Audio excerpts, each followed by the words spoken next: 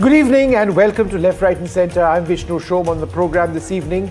A sliver of hope in the midst of the huge crisis with the United States. This on a day when the 50% sanctions of the US came into effect. Reports now suggest that communication channels do remain open between India and the United States even at this hour. There is also a sense within the government that the impact of the tariffs may not be as severe as feared because of the diversified nature of India's exports. There are also reports that suggest that what may be happening now is a temporary phase in the long-term relationship between the two countries. Now, the information comes hours after the US Treasury Secretary Scott Bessent appeared to be softening his position. He now says India is the world's largest democracy, America is the world's largest economy. Eventually, we will come together. Joining us on the program, we've got a great panel with us. Ambassador Arun Singh, Ambassador Atul Keshap, somebody who's had a huge role in the India-US relationship as an American diplomat. Mitali Nikore is a well-known economist. Mark Linscott, Senior Advisor for Trade Policy at the US-India Strategic Partnership Forum. And Subhash Chandra Garg, the former Finance Secretary of India. Mitali, let me come to you first. If we look at a couple of sectors, textiles, gems, jewelry, auto parts, and seafood, is it your opinion that these will be the worst hit? Thanks, Vishnu, for having me on the show today. Definitely, textiles is going to be by far one of the worst hit sectors. Nearly 1/3 of our exports of textiles are destined for the US, and all our sort of surrounding countries as well as East Asian countries are seeing tariffs that are nearly 30 to 35% lower than the tariffs that are imposed on India. I've been speaking to a number of buyers and suppliers who are actually sourcing for global brands, and they're already speaking about moving to other countries like Bangladesh, Vietnam, Indonesia. So textiles really outstandingly one of those sectors which is going to be the worst hit. It is dominated also by MSMEs. So any of these sectors that we see which are dominated by MSMEs are really the ones that will need immediate support from the government because they are not very sure about how should they actually navigate this crisis. Mr. Garg, let me ask you this. In what ways could potential disruptions to discounted Russian oil imports, now assuming that happens, that accounts for between 35 to 40% of India's crude needs, potentially trigger an oil shock which raises energy costs for refiners like Reliance, IOC, and that could potentially exacerbate inflation across manufacturing and transportation sectors? I know I'm getting ahead of myself, and at this stage, India remains committed to the import of Russian oil. But do you believe that we may look at a situation when India actually cuts down on that? And if that happens, it could have an impact in the way that I've identified. I don't think India need to or should cut down on the Russian imports. That's India's decision. I don't think it has to sort of bow before the US for taking a decision. But having said that, in case the government and the refiners of India decides not to sort of import from Russia, the loss would be the discount of about 5%. That's not too much as far as the people are concerned, because the Indian prices of petrol and diesel are not determined by what actually the international prices are concerned. For quite some time, these are fixed prices, the government decides, and at this moment, the prices which are there are far higher than what the import prices would dictate. So I don't think if that hypothetical situation happens, there is likely to be any sort of loss to the people. There might be some profit loss to the companies, the corporates, who have been making a lot of profits because of this. But I don't think people are going to be adversely affected. Mr. Linscott, I think the bigger concern for people in India is the broader impact it might have on India's GDP growth rate. Even assuming we're at about 6.5%, could this have a ripple effect? Could it shave off a little bit up to 1%, 0.5 to 1% of India's GDP growth story? Because if that were to potentially take place, then the India growth story on which so much is premised, not just government policy but actual growth, then the entire impact of what America appears to have done now needs to be looked at in a different and perhaps in a larger context?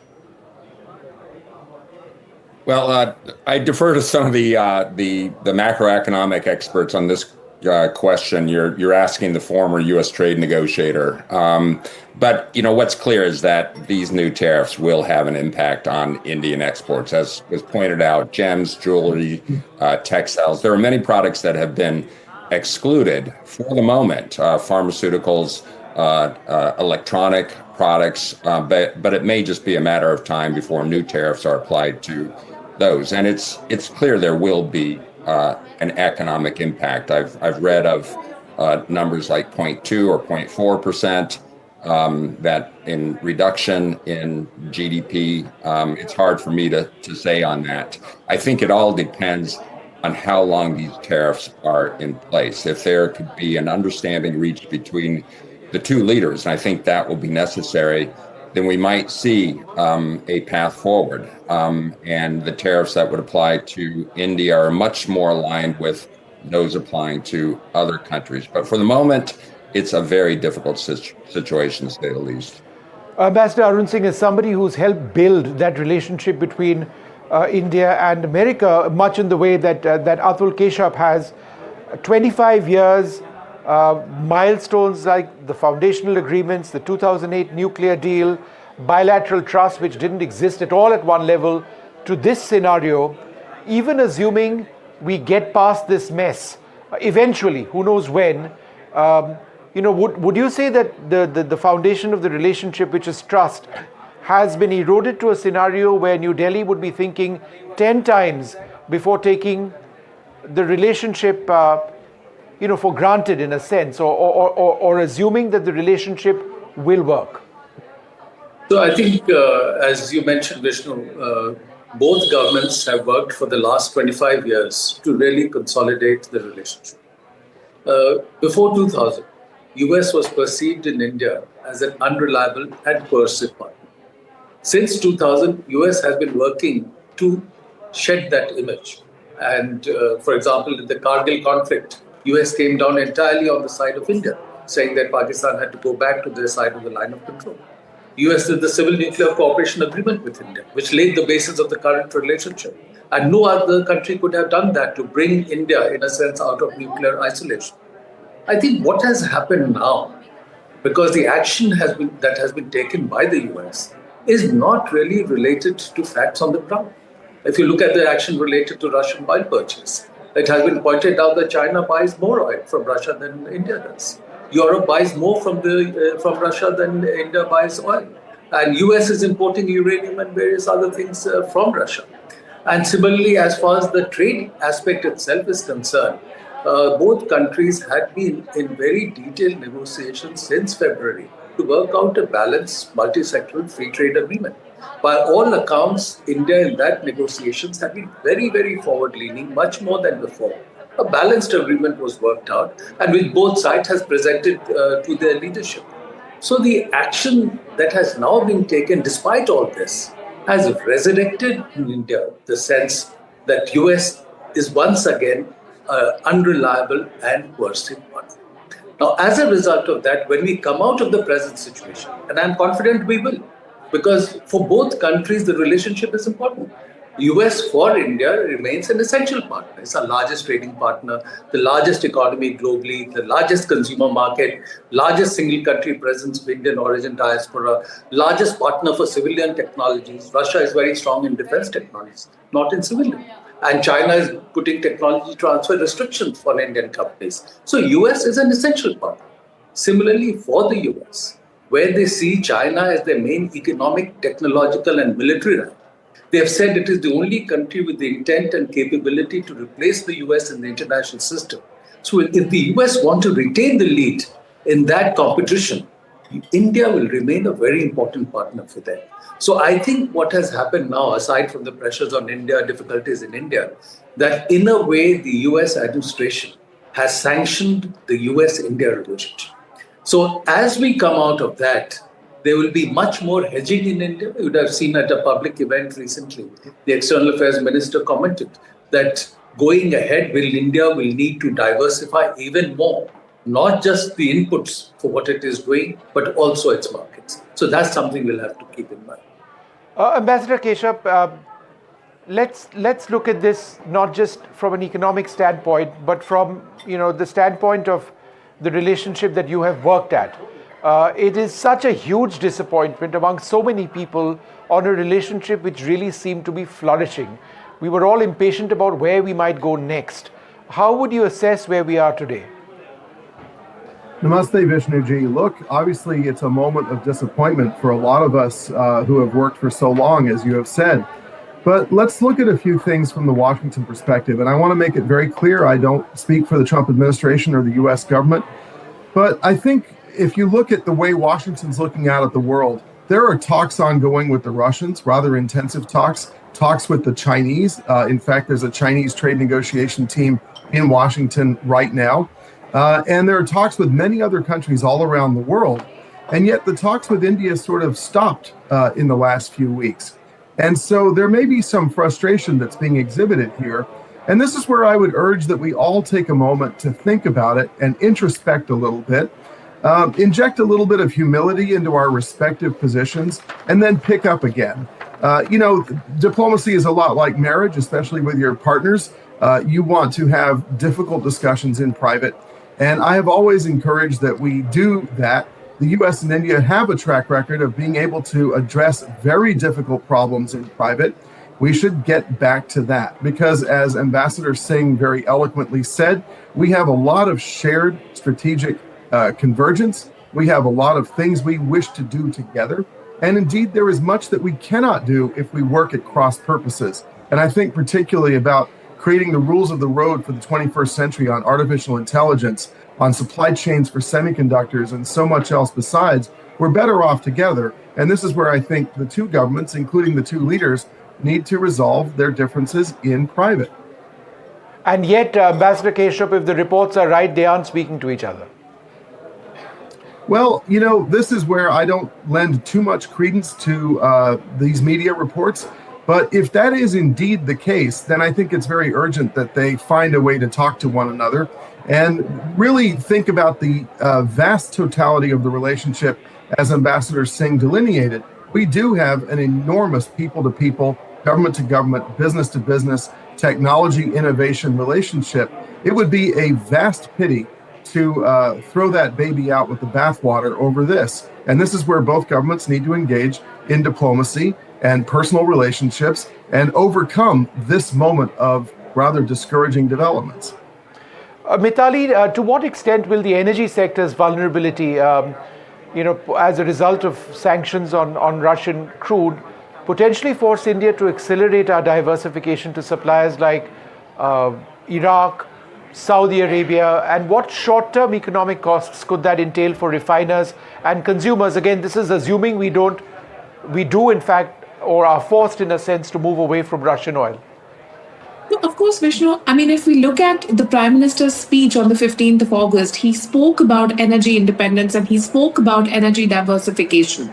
I think India's always had a strategy for a long time to start to move away from one single source of, simply buying oil from one country or the other. So definitely this will have some implications in the short run, and then over the longer term, I do expect that India will continue on the green energy agenda and start to move more and more into the solar energy space, start to move more and more into the nuclear energy space, as has been announced through the various missions on the 15th of August, even looking at undersea exploration. And I think that will, of course, have upfront costs when we look at the investments that are required to do those explorations. But of course, in the short term, when we start to diversify our energy sources, even potentially buying more from the US, that will raise, costs of energy imports into India. At the same time, what I'd like to say is that it's also going to have fiscal implications to deal with, this pressure from the tariffs, because at the end of the day, it is important for the government of India to come out with a package to support the MSMEs that are immediately impacted by this tariff pressure, to avoid inventory buildups, to be able to maybe even offer discounts on the inventory that's already been made. And in addition to that, the government of India may also need to support the trade sector in general at a sectoral level to find new markets and speed up that process of diversification. And finally, I think the government will also have to come in somewhere with investment strategies to look at joint ventures with newer countries and newer markets where you can literally say, let's co-invest, let's set up a new enterprise and really get into longer term relationships with some of the friendly partners. All of this will have fiscal implications. Mr. Linscott, how disappointing is it to you personally that, a couple of weeks back, certainly Ambassador Keshav and I were discussing not will there be a US-India trade deal, but just how big it would be. Would it be a big deal? Would it be a mini deal leading up to a mega deal? And then our conversation changed to, is it going to be today or is it going to be tomorrow? It got almost that specific.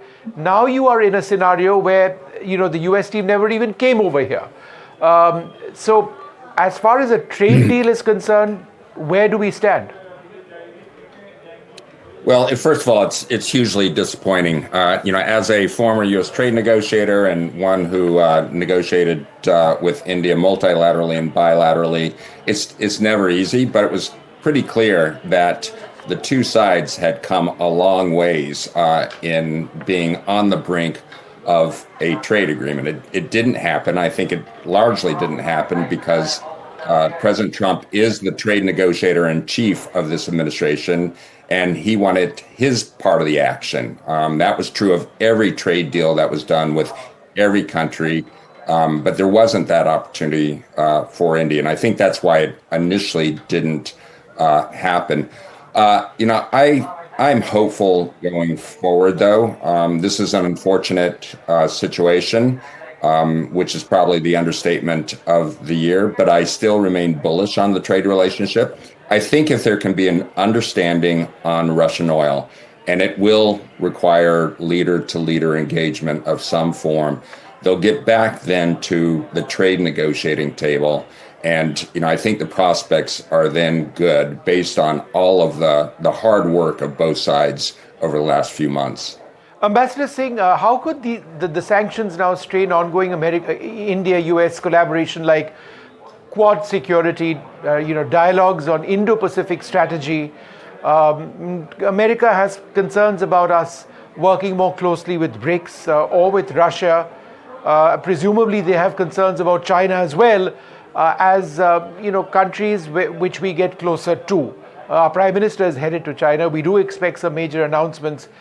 So I suppose the basis of the India-US relationship, do you believe that itself is changing? So as I mentioned, people will perhaps hedge a little more later in the subsequent phase as they look at reconstructing the relationship. But everybody recognizes that the relationship is important to both. Now, if you see on Monday, a 2+2 intersessional meeting was held. Yes. And 2+2 is a meeting of the foreign and defense ministries. And so, and US has very few countries with which it does a 2+2. And the same for India. So they went ahead and held that. And if you look at the joint statement or the statement that was issued after that meeting, all the areas of cooperation that have been worked upon were listed, that they were discussed, they will be taken forward. Again, if you saw, the Foreign Secretary did a briefing on Prime Minister's visit to Japan, and then he referred to the Quad being a very important area for partnerships with India that they would discuss also when they were in Japan. And of course, the India-US the relationship is a very important part of whatever happens in Quad. So from what I understand, at the functional level, the discussions and areas of cooperation are continuing. Again, you saw reports in the media that HAL is looking at buying another 100 G404 engines for the next phase of the light combat aircraft thing.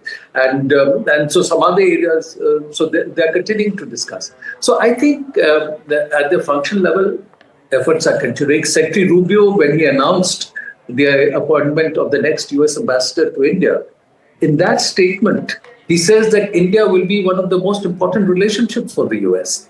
So there is a recognition that we have to sustain where we are. It's a difficult moment, but both, I think, make an effort to come out of it. There will be some debris that they'll have to handle.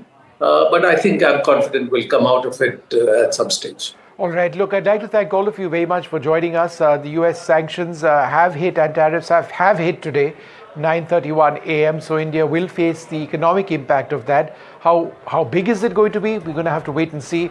Will it hit the top line GDP growth numbers? If it does, then I suspect that the relationship will sour considerably. We'll leave it there for the moment. From all of us here of the Left, Right and Centre team, good night.